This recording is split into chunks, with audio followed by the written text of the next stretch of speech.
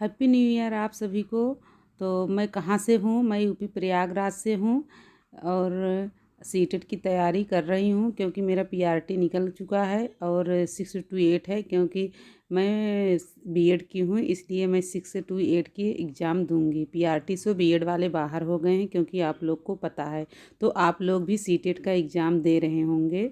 जो लोग फार्म को डाले हैं उन लोग को 21 जनवरी को एग्ज़ाम है, तो वो लोग तो खूब मन लगा के पढ़ाई कर रहे होंगे।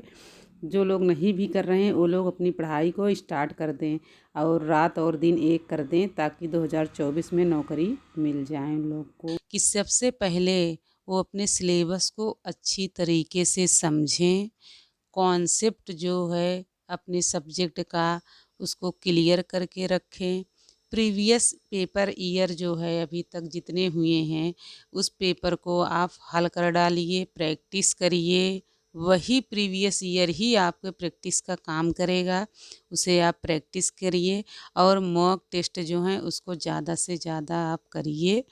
कॉन्सेप्ट आप क्लियर करके रखेंगे तो आपका जो रिवीजन कर रहे हैं वो बहुत अच्छे से हो जाएगा, क्लियर रहेगा, तभी आप अच्छा स्कोर कर पाएंगे।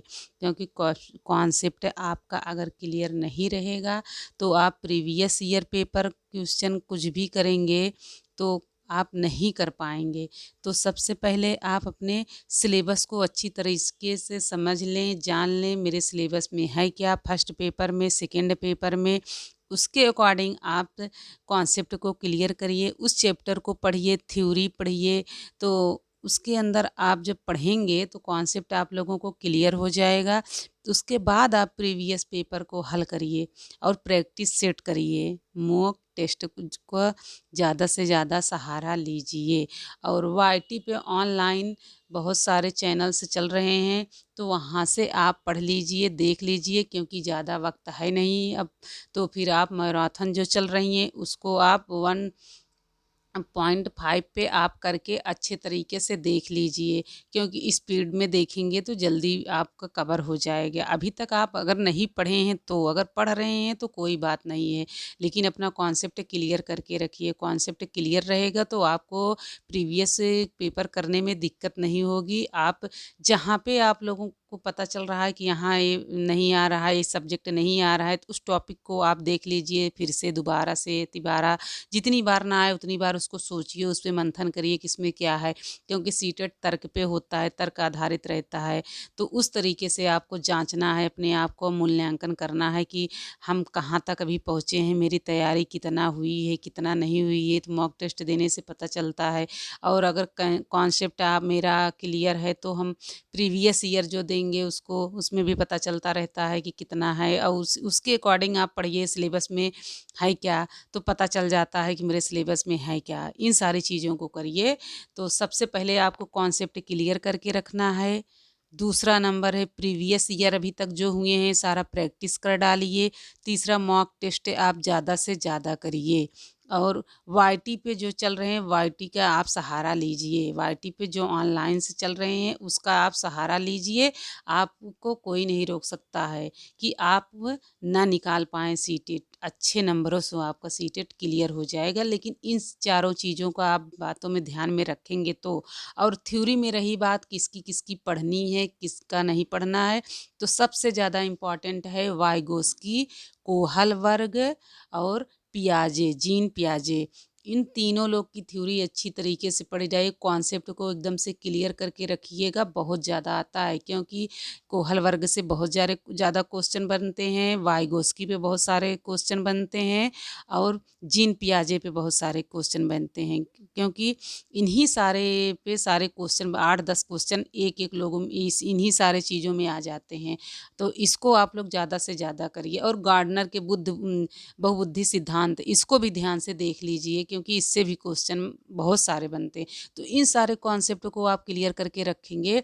यही जो 4 जो बताए हैं और नॉम चोम्स्की हैं, तो इसको भी आप अच्छे तरीके से देख लीजिए, तो आपका बहुत अच्छे से हो जाएगा।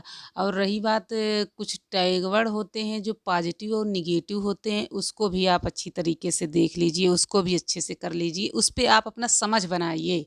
आप उस पे निगेटिव और पॉजिटिव जो होते हैं समझ बनाइए, शिक्षण आप अच्छे से देख लीजिए। इन सारी चीज़ों को आप अच्छे से कर जाएँगे तो बहुत अच्छा स्कोर आपका आएगा, आपका कोई नहीं रोक सकता है। सबसे ज़्यादा क्या करना है कि आप सबसे पहले आपको कॉन्सेप्ट को क्लियर करके रखना है, प्रीवियस ये सारी चीज़ों को करना है, क्योंकि ज़ोरदार पढ़ाई कीजिए, इतनी भी स्थिति ख़राब हो, कितनी भी स्थिति ख़राब हो, लेकिन ज़ोरदार पढ़ाई कीजिए। क्योंकि हमको एक जॉब लेनी है, तो अब की बार पढ़कर नौकरी ले सकते हैं। इस तरीके से आप तैयारी करिए, क्योंकि कामयाबी के दरवाजे उन्हीं के लिए खुलते हैं जो खटखटाने की ताकत रखते हैं। तो आप लोग किस तरीके से कामयाबी आप लोगों को लेना है, कामयाब होके दिखाना है। रात की पढ़ाई सबसे अच्छी पढ़ाई होती है, क्योंकि किताबें जो हैं हमारे लिए और हम किताबों के लिए जागते हैं। किताबें हमारे लिए होती हैं और हम किताबों के लिए होते हैं। तो रात में अगर आप पढ़ सकते हैं तो आप रात में अच्छी तरीके से पढ़िए।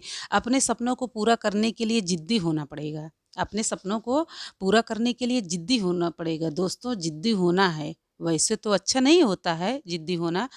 अपने करियर के लिए बात कर रहे हैं कि अपनी करियर के लिए वहाँ पे आपको लाइफ में कुछ करने की बात है, जहाँ आप बहुत स्ट्रगल कर रहे हैं, उस सारे स्ट्रगल को ख़त्म करने की बात है। वहाँ पे आपको ज़िद्दी बनना बहुत ही ज़रूरी है, क्योंकि जानते हैं ये ज़िद्दीपन आपका कैसा होना चाहिए। इसके लिए आपके मन में यह बैठाना चाहिए कि मुझे पढ़ना है, मुझे जॉब लेनी है और सफल होकर दिखाना है। अपनी इस सिचुएशन को बदलनी है और इसके लिए मुझे कुछ खोना भी पड़ेगा ना, तो भी मैं तैयार हूँ। हम लोग क्यों पीछे रह जाते हैं? क्योंकि हम लोग डरते हैं। किस चीज़ को डरते हैं?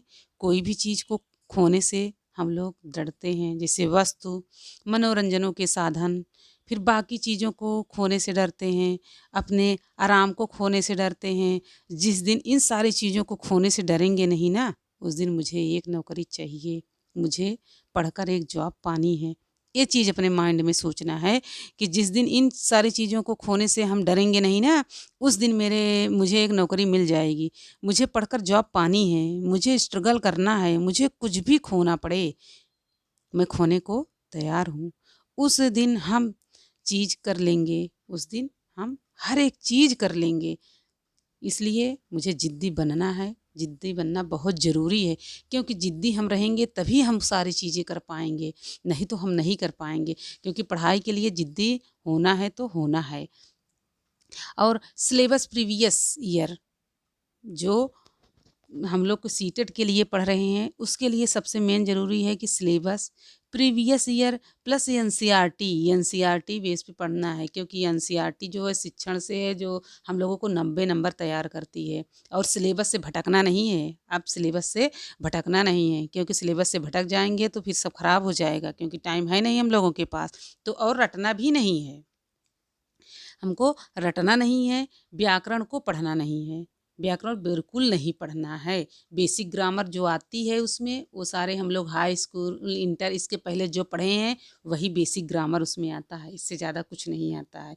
और previous year paper NCERT test जो है उसको हम लोग करेंगे। शिक्षण से हम क्या करेंगे, गद्यांश और पद्यांश करेंगे।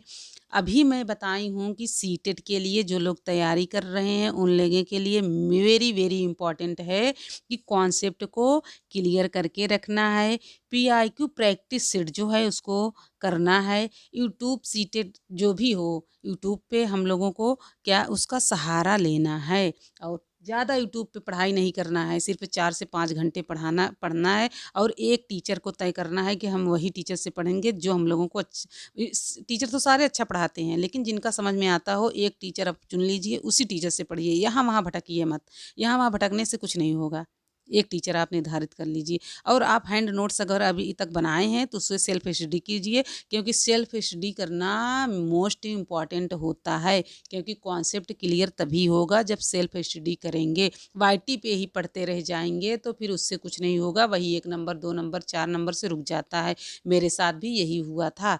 मैं चाहती हूँ कि आप लोग के साथ ये सारी चीज़ें ना हो, क्योंकि पिछली तो अभी नहीं, भी 2 3 4 साल पहले की बात है। मैं सीटेट फर्स्ट तो मेरा पीआरटी मेरा देना था, मेन उद्देश्य मेरा पीआरटी था, मैं दी थी, वो मेरा क्लियर हो गया था। सेकंड में मेरा 80 नंबर से था मेरा, 80 था। 2 नंबरों से मैं 2 मतलब कि अगर 90 होता, सब कैटेगरी के हिसाब से निर्धारित होता है, तो मेरा 80 नंबर उसमें था। मैं ओबीसी से हूँ और मेरा क्लियर नहीं हो पाया क्योंकि मेरा 2 नंबर से रुक, तो मैं फ़ील की हूँ उसको हम आप लोग को नहीं चाहती हूँ कि वो सारी चीज़ें करें, क्योंकि कॉन्सेप्ट क्लियर करना मोस्ट इम्पॉर्टेंट है और सेल्फ स्टडी करना भी बहुत ज़्यादा ज़रूरी होता है। क्योंकि पिछली बार मैं अपना अनुभव बता रही हूँ कि पिछली बार मैंने क्या किया था कि वाईटी से ही मैं पढ़ रही थी, कोई बुक नहीं ली थी, कोई प्रीवियस ईयर नहीं, कुछ भी नहीं की थी।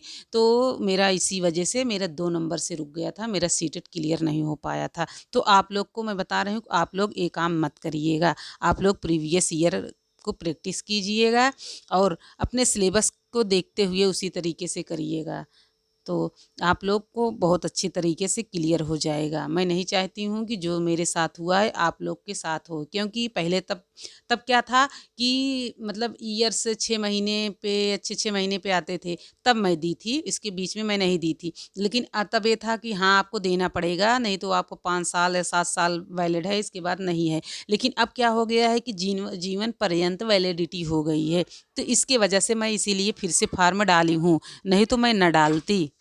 तो आपको मेरी वीडियो कैसी लगी प्लीज़ कमेंट के माध्यम से आप लोग बताइएगा। जो आपके सवाल होंगे मैं नेक्स्ट वीडियो में आऊँगी उसे लेकर। ज़्यादा से ज़्यादा प्रयास करती हूँ क्योंकि सबका मतलब सारे लोगों को कमेंट देना थोड़ा सा मुश्किल हो जाता है, क्योंकि पढ़ाई भी करनी रहती है और घर का काम भी बहुत सारा करना रहता है मुझे। मैं भी एक हाउसवाइफ हूँ, तो इसकी जिसकी वजह से मुझे बहुत सारे काम भी रहते हैं, तो काम के साथ साथ भी पढ़ाई भी होती रहती है।